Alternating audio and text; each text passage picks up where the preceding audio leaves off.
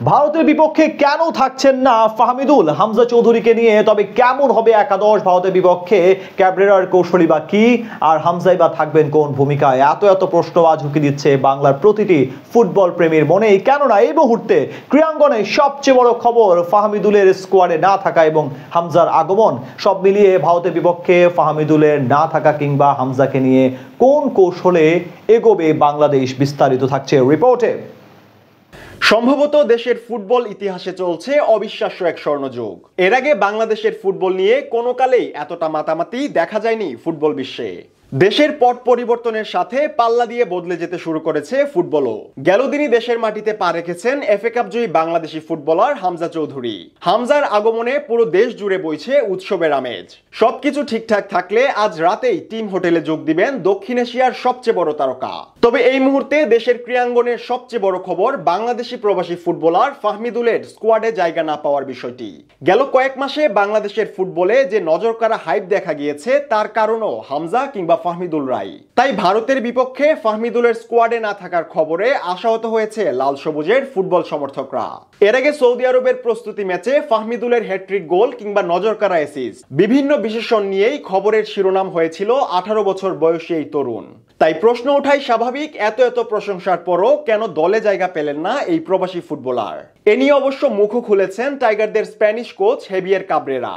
আজ সকালেই সৌদি আরব থেকে ঢাকায় ফিরেছে বাংলাদেশ দল। তবে দলের অন্য সদস্যরা ঢাকায় আসলেও আসেননি কেবল ফাহমিদুল। এই প্রসঙ্গে কাবরেরা বলেন, ফাহমিদুল মেধাবী খেলোয়াড়, কিন্তু তার আরও সময় প্রয়োজন।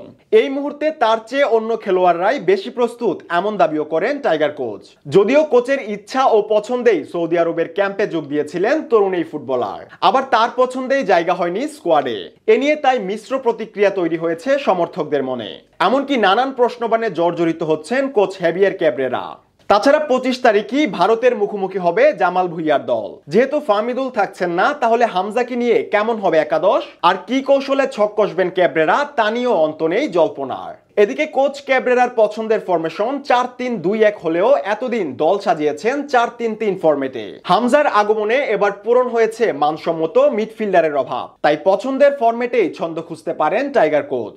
8 নম্বর জার্সি পরে মিডফিল্ডারের ভূমিকায় থাকলেও আক্রমণ ভাগেও মুন্সিয়ানা দেখানোর গুরু দায়িত্ব কাঁধে নেবেন হামজা চৌধুরী। শেফিল্ডের হয়ে শেষ কয়েক ম্যাচে রাইট ব্যাকে খেলেছেন হামজা। ভারতের বিপক্ষেও একই পজিশনে দেখা যাবে তাকে। আর সেন্ট্রাল মিডফিল্ডার হিসেবে থাকবেন জামাল ভুঁইয়া। মাঝমাঠে দুজনকে সঙ্গ দিবেন হৃদয়। তাছাড়া লাইন আপের 9 নম্বরে থাকতে পারেন আলামিন। সবশেষ প্রিমিয়ার লিগে সবার নজর কেড়েছেন এই স্ট্রাইকার। তবে ভারতের বিপক্ষে জামাল আর হামজার প্রভাব বাড়াতে ডাবল পিভটে নজর দিতে পারেন ক্যাবরেরা।